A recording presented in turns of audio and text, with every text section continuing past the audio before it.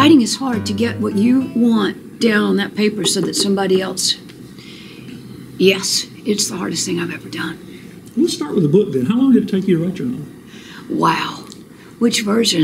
the one that you got, they actually put out and somebody killed some trees and started selling to people. Well, actually, One Good Mama Bone is what became of a failed other novel. And I started that novel in June of 1999. Took about 4 years, realized it was a failed novel, didn't know what to do with it, put it up, started researching the novel I'm writing right now, picked it back up in November of 2008, and took me 4 more years. People don't appreciate how hard writing is. No. The discipline of writing and just, you know.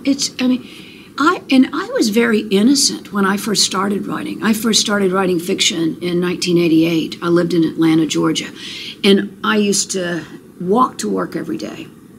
And I remember walking by this condominium project that was being built. You know, they dig the earth out, lay the rebar, you know. And I remembered innocently thinking, oh, that's just like the novel I'm writing. Digging out the earth, laying the rebar, no. But it's not like that at all. Because, you know, James Michener said that all writing is rewriting. So you just don't dig out the earth, lay the rebar, and that's the way it's going to be. And when you reach 300 pages, you're done. No, that's just the beginning. That just tells you what it is you have to work with. And I always go back and think, where's the magic in that? And then I go do more of that. Well, you know, Mike talks about the secrets, crappy first drafts. Yeah. We'll edit it for this a little bit. But yeah, I got you. Yeah. And, that just finishing, and that's the difference between people who finish the novel and people who are working on the novel. But yeah, it's hard. You know, it's the discipline of it. You know, I talk to a lot of people who say they're writers, but they're not writing. You know, it's kind of this thing up in your head that you think, oh, I'm a writer. That sounds so romantic. But my gosh, you have to put your butt in the chair and work. Why was this novel the one you had to get out first? Yeah, it is. You said you had a couple others you tried. I think everybody else had a lot. I did. And Greg, I'm glad those first 2 weren't published. This one feels like the work of my life. It's part of the reason I was born, One Good Mama Bone.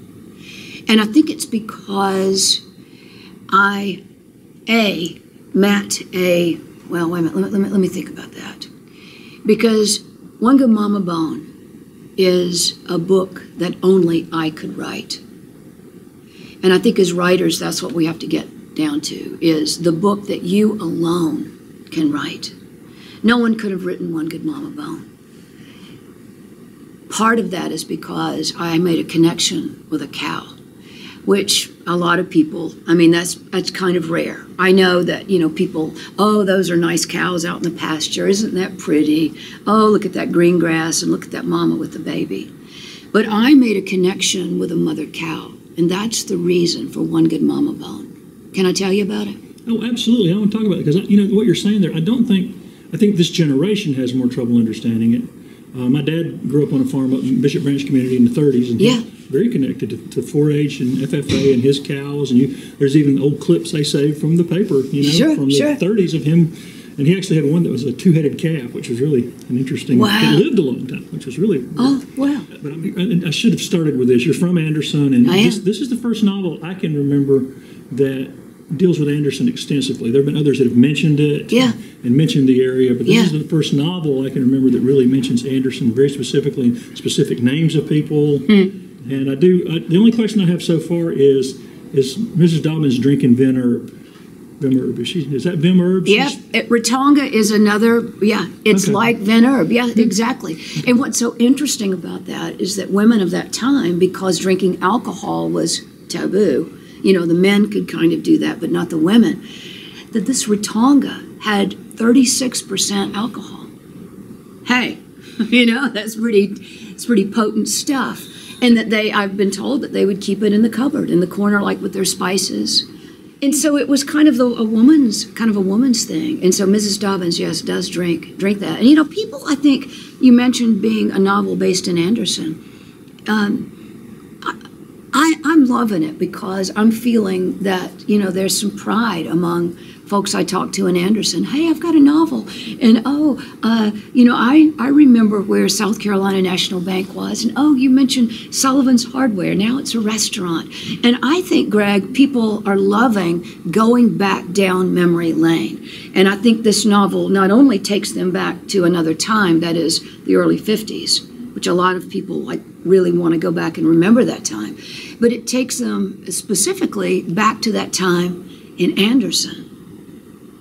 How did you choose the very specific memories of Anderson? Because, like you're saying, we used to do a morning radio show, and if you started talking about what used to be downtown, the phone lines just blew up. You couldn't get everything in because everybody wanted to talk about it. I remember when this store was here and this place was here. Do you remember this? I know. How did you decide what to pick, what to use, what names to use? How did that kind of play out? Well, the Dobbins name, for example.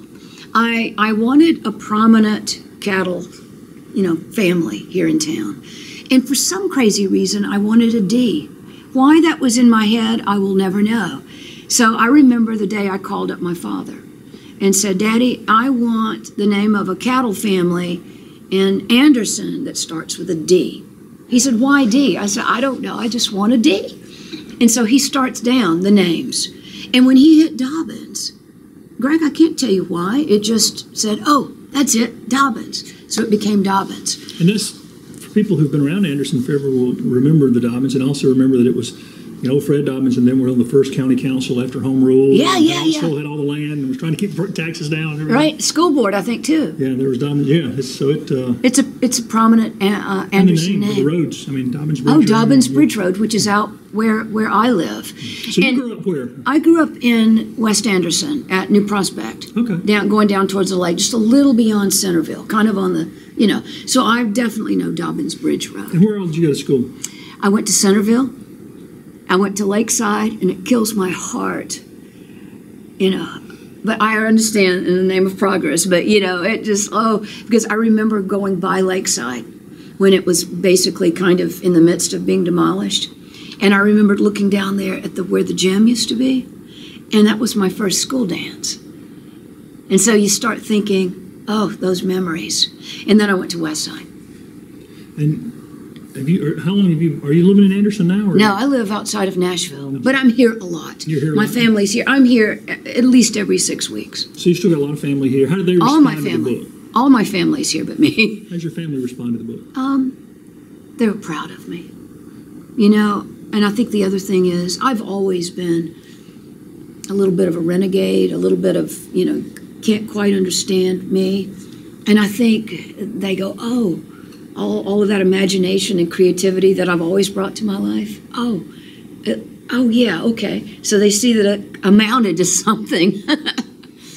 Now, so you grew up with animals, though? Oh, yeah. I grew up on a 72-acre beef cattle farm. Okay. So when you say Westside New Prospect, you're not talking about a subdivision. You're talking about farm, back before and you were part of 4-H and FFA and all that stuff? No.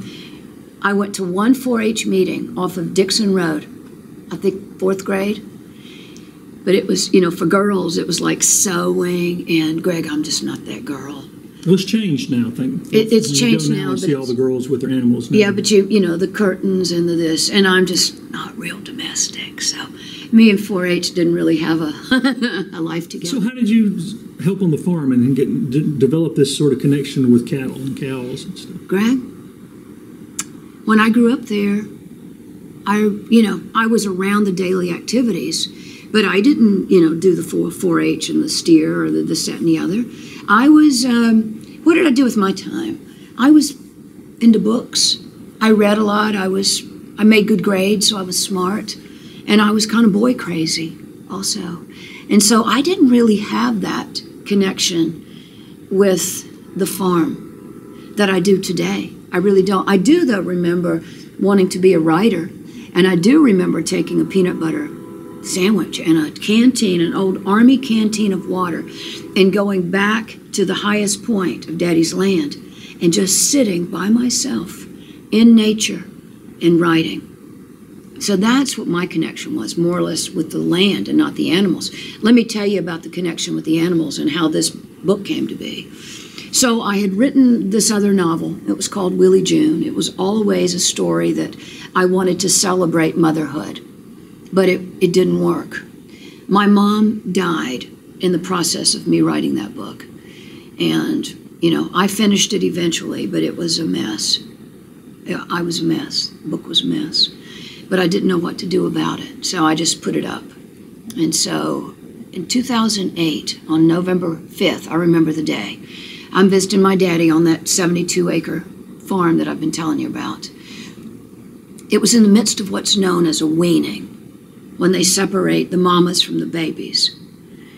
And it's a time, if people aren't aware of it, it's a mournful, like, here's what the sounds are like.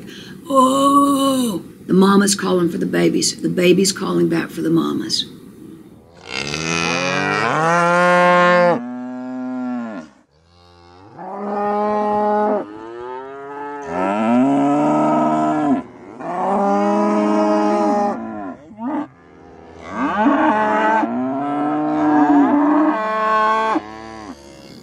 It's a standard farming practice because if you don't separate them, the mamas need that baby, that nutrition for their new babies inside.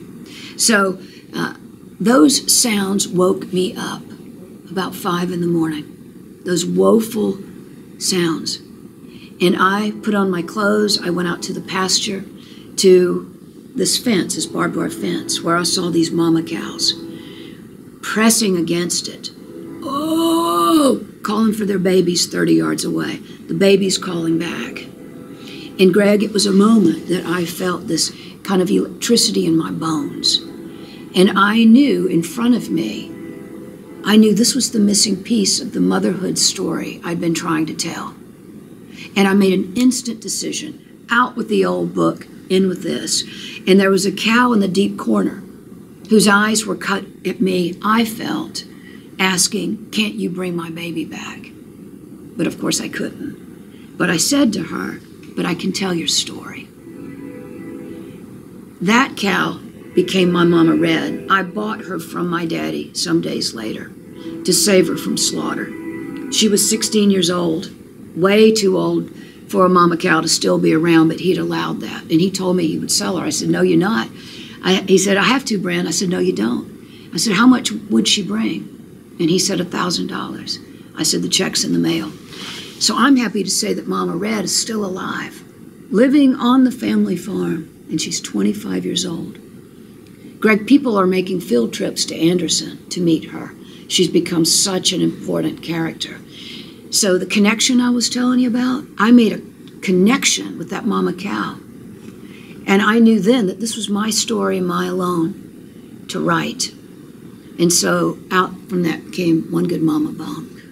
I wanted to create circumstances for Sarah Creamer so that we would understand why she would so desperately need to get that steer and to get that steer to wind, so that I would see what she was made of, how much she would, go the distance. Because if she really could take it or leave it economically, because she needed that money that a grand champion would bring. And so I had to create circumstances for Sarah that were very, very dire. We're talking about editing and rewriting. What did you have to cut out of the book that you wish you could have saved? Gosh. I don't have an answer to that, but I will tell you this. I wish I could have begun the book. The book doesn't begin where I wanted it to begin. The book begins where my editor wanted it to begin. I wanted it to begin the first time Sarah Creamer, my main character, addresses Mama Red, the mother cow. There are sections in the book that are monologues from Sarah as she tells her, her life story to Mama Red in a kind of confessional. Sarah has no. I wanted the book to begin with that very first time that Sarah addresses Mama Red. But I was told that you can't begin with a woman talking to a cow out of context because people would think she was crazy. Looking back on it now, I kind of regret that decision that I let somebody tell me that. Because here are the words. I know them by my heart. She says, you done started on your teaching of me with my boy. Can I tell you that, girl? I don't know your name. What's your name? Mine's Sarah. I come back out here to thank you. I'm 6 days now into having to be his mama full on. But can I tell you something? I don't know how to be. I don't mean to be whispering, but them words, be a mama, they scare me. Your editor was wrong. I mean, that even if you'd taken that chapter and then flashed right back to the other, yeah, it would have fed in. You'd have started understanding earlier. I know. I agree. I think it was a mistake. Yeah. Still, I mean, the book's still strong, but I think you're right. It would have been stronger with that at the beginning. Yeah. I agree with you. Okay, good. You said you still have a lot of kin folks around here. There's a lot of McClains around here. Oh my! Everybody's here. Kin to Bolt McClain? Oh my gosh! Of course, Bolt is the son. I've got to trace it back now. Yeah, I know how that goes. Yeah. Bolt's the son of Randall, and I was just on Bellevue a while ago, and I thought of Randall, son of Randall, and Randall would have been my daddy's first cousin. Okay. So that would make me third cousin. Right. So Bolt's my third cousin. Okay. Yeah. Okay. Yeah, because they're the Bolts in my family too. Wait, Sarah, also, I will mention to people who haven't got the book yet, the audiobook's really good. Thank you. You do a great job with the dialects and the audiobook. Well, thank you so much. I mean, you're from here, so you know what we sound like. Yeah. You're probably the only person to talk about Sarah much. Sarah. Yeah. Yeah, Sarah. But, yeah, so the audiobook's really strong. Thank you. So I would suggest that people who haven't heard it. But let's talk about a little bit about the writing process some more, since we were talking about that. Yeah, yeah. I know you on your website you have your sort of writer's place, your writing place. Mm-hmm. How did that develop, and how did you move into that? And by place, you mean the physical space that I write, where I write, under the stairs? Yeah. Yeah. I must have been a cat in another life. As gorgeous as God's creation is, when I create, I have to be in darkness.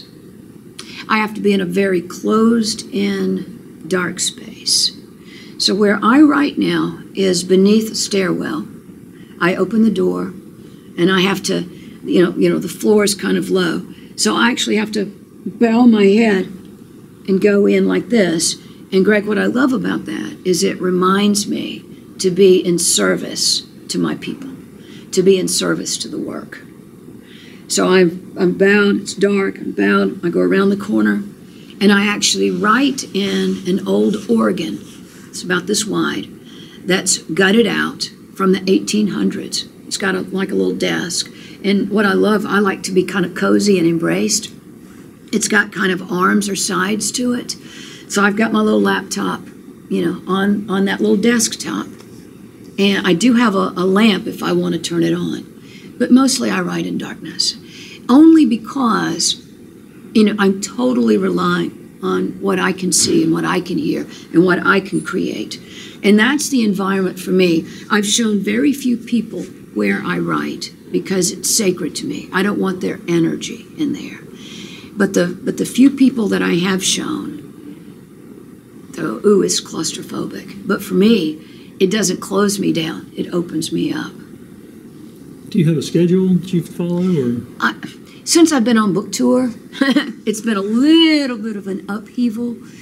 But what is ideal for me is to get up at 3:30 in the morning before the world gets a hold of me or me a hold of the world, get my coffee, and then go into that writing space and go for as long as I can. Some days if I have all day, that means go for 3 or 4 hours, maybe take a nap and then go some more. Other days, if I've got to, do some work or go somewhere, then it will mean, that. You see, I want to give my writing the best of me, and that for me is early morning versus the crumbs, the kind of leftovers, because I find that if I wait and do other things, I'm not going to get to it. Or if I do, I'm spent. Back to Anderson coming out in your writings, what are some of your favorite memories of growing up here? What are some of your favorite things about Anderson? Sounds like even though you don't live here anymore, Anderson's still inside of you. I mean, a memory flashed just as you said it. I remember, I was probably in the 9th grade or so. I'm a twin, so I've got a partner in crime to go through life with. I remember Christmas, wanting to do some Christmas shopping. I remember my granddaddy, Bren McClain, driving us from the farm downtown to the square. in his Mercury. I could remember his cigar in his Mercury and dropping us off. And what my twin and I wanted to do is to Christmas shop. And what we were going to do is go from the square, going down Main Street, all the way to the Belvedere Plaza. And then my mama was going to come pick us up, say, at 5 o'clock. Yeah. That's a long ride. That's a long way. Walk, but, yeah. Kids don't. But you see, it was safe. Nobody worried about anything. And I remembered shopping downtown, and Linda and I had a little bit of money and, going to those shops and just making our way north up Main Street. And I remember we stopped at Little Pig's Barbecue in the Camp Shopping Center, had lunch, and just, having the time of our life. There was a store that we like to shop at called, gosh, am I remembering this? The Village or something like that. They had... My parents couldn't afford alpaca sweaters. That was what was popular back in the time. They were kind of like knockoffs of the alpaca, a lot more loosely knit. And I remember me and Linda going in there and, in the Villager store and then just, taking off and eventually, oh my gosh, getting to Belvedere Plaza. And then maybe shopping at probably J.M. Fields or some of those stores back there. Kresge. And I can still remember the smell of the popcorn. Do you remember that going in? Had a nice big lunch counter at Kresge over there when you came in. Big. And I bet you we stopped at Sears, just down the road from where we are right now, because you're making me remember smells. What about, do you remember the smell of the hot nuts in Sears? And so, that was, you're going to make me cry. Now, did the girls... it was a very special time in Anderson. What were we, 13, 14 years old? They would drop us off. And, no cell phones for safety to call in, texting, I got there safely. Dropping off. I think I also recall that my mom said that we could ride the city bus to Belvedere. But Linda and I know, we're kids. We walked the whole way. Oh, it was a wonderful memory. And if you lived in town, you could ride your bikes from the time you were 6 or 8 downtown and stuff. Of course. And not worry about it. Were the girls as excited about the escalators in the Bells building? Oh, I loved it. Oh, those my things God. were fast. I love the escalators. And what about the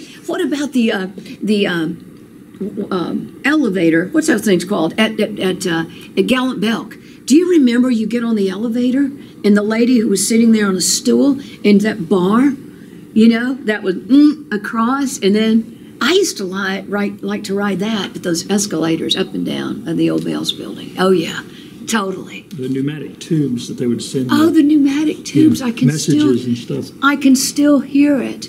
Yeah, wonderful. John B. Lee's for Music. Going in, you can buy them for 99 cents. I still have my John B. Lee's card that was punched. I think if you bought 9, you got a 10th one free. You could take those records, those 45s, in the back and listen to them. I'm sure Linda and I stopped in John B. Lee's on our Christmas excursion that day. But isn't it wonderful? Our town, the Christmas parade was even much bigger production back in the... And we always stood at Sears. It was a big high wall. That's where our family stood. It was a tradition, the Christmas parade.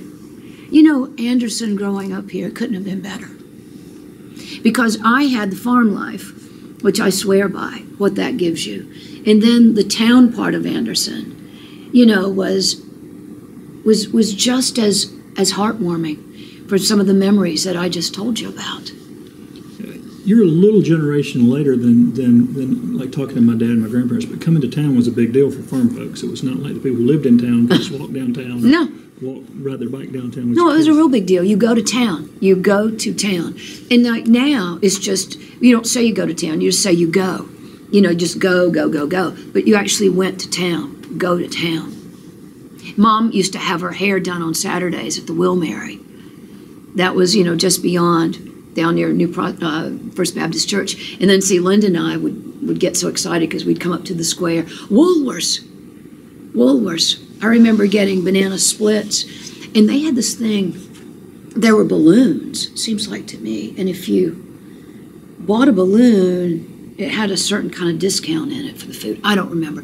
But, and the photo booth right there in Woolworth's, you know, we'd spend a quarter. I still got those strips of me and Linda in the photo booth. Wonderful, wonderful memories.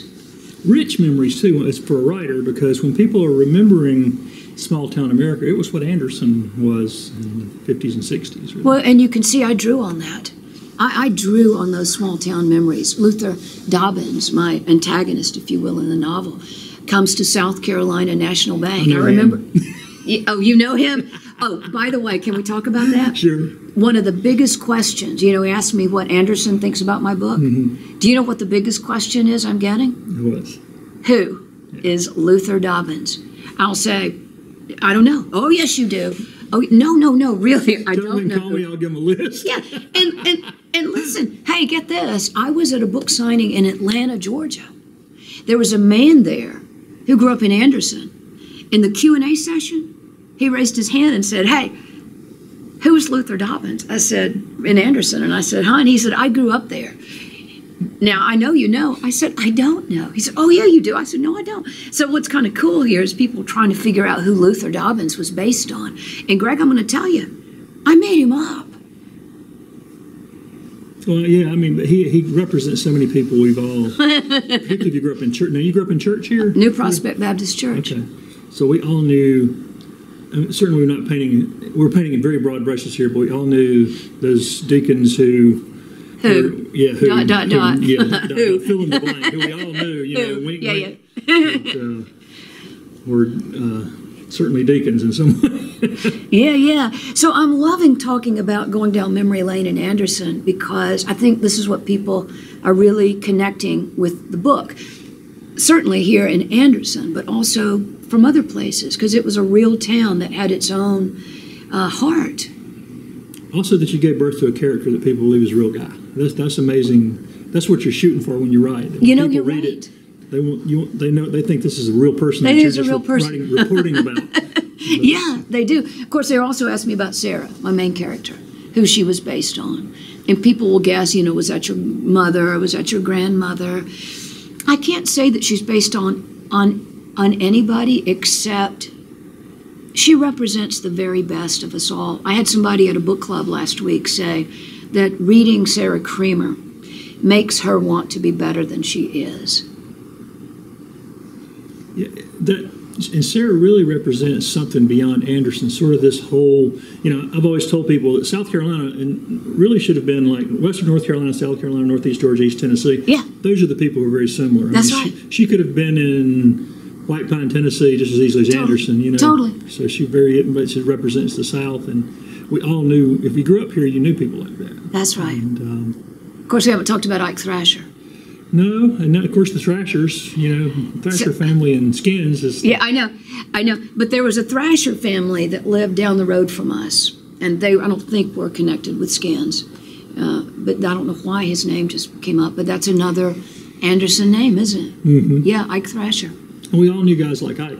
That people didn't know what to say and do with, you know, the kind folks were kind, and it just, you know, the other folks were not. Yeah, and then the McDuffie Street boarding house. Still right across the street here. Yeah, we're at it right now. Boarding house. We're at the Anderson County Library, and talking about that while we're there, we'll come right back to the boarding house. Yeah. You said you did a lot of your research here in the South Carolina region. Right here. I camped out here. I spent enough dimes in those copy machines from looking at newspapers and copying them. I think I funded a salary. In fact, I know I did. I was at that machine over there. I did tons of research, Greg, because I wanted it to be authentic. I wanted to know how much saltines were, how much pork and beans cost, the kinds of, you know, the brands back in the day. The scene with the choking scene for Luther Dobbins at the Calhoun Hotel, that actually took place, and I got that out of the newspaper here. Unfortunately, the farmer in real life died, but my Luther lives. How about Shoe of the Week? Shoe of the Week, I didn't even know about it. I got that out of the newspaper, sitting right over there in my research. You know, Wellborn shoes on the square.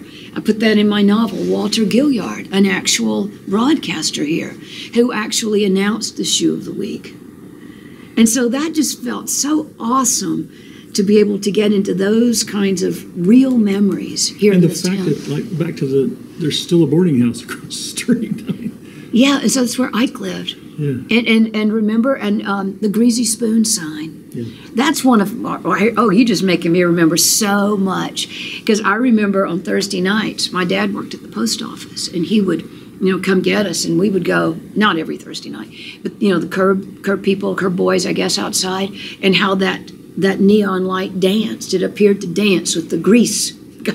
Grease. Yeah, my kids now go, what are you talking about, Greasy Spoon? I know, Greasy Spoon.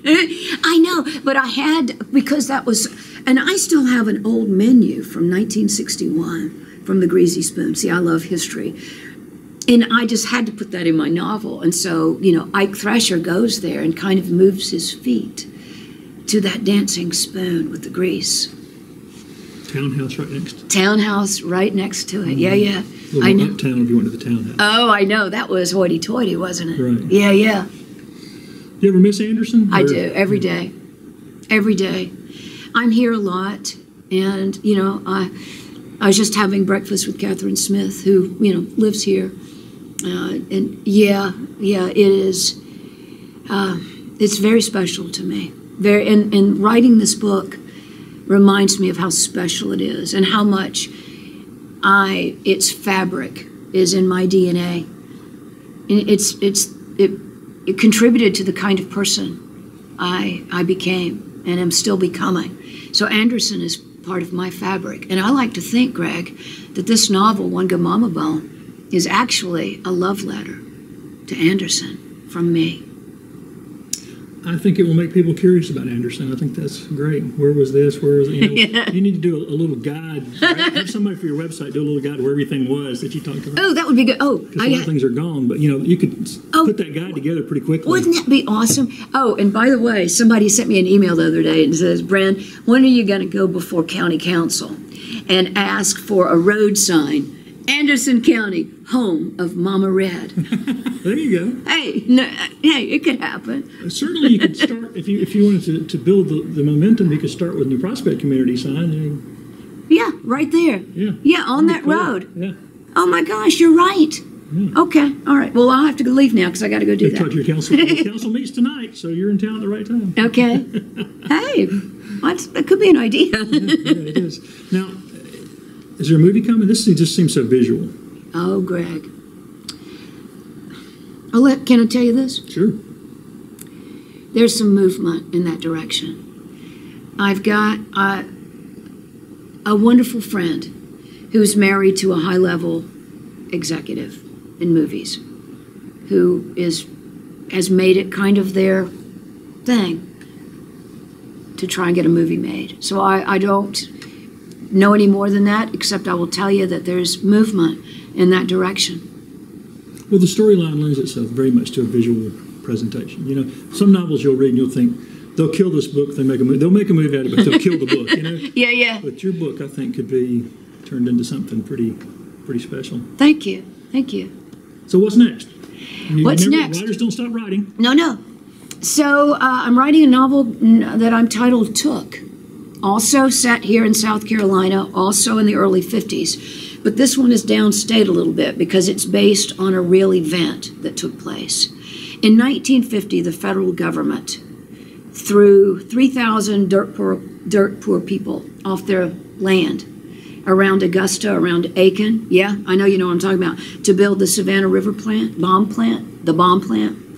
And so I did oral histories with about 40-something people. And I'm building a novel around the most dramatic story I heard, letting that be the centerpiece to carry the whole bomb plant story. So it's called Took. Well, I know this. I know that several people that I interviewed, and I interviewed them about 10 years ago, over half of them have died. And it's all been cancer. And it's not just in the water, it was also in the air. I know people in Allendale County, and Allendale was on the backside of it. Their land was not taken. Oh my gosh, the high prominence of cancer. And mutated animals, strange-looking deer and strange two-headed this, yeah. And I heard of an owl that had all kind of wings coming out and all kind of this. And you know that they had this big pond called Parr Pond that was a cooling waters from the reactors. Do you know that because they put that hot water into that pond the whole time, that pond never went dormant, so that the animals, the fish who lived in there, the catfish and the brim, never went dormant. So they always ate. They were at least 3 times as large as they should be. Yes, so I'm writing a novel. No, so that's my next book. It's called Took.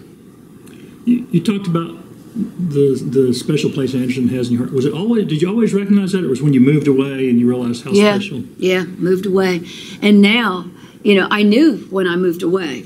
I moved down to Charleston, so that's kind of a whole different part of the state, isn't it? Different people, just totally different. It could be a different culture, state. Absolutely. Yeah, and so that even moving down there made me miss this.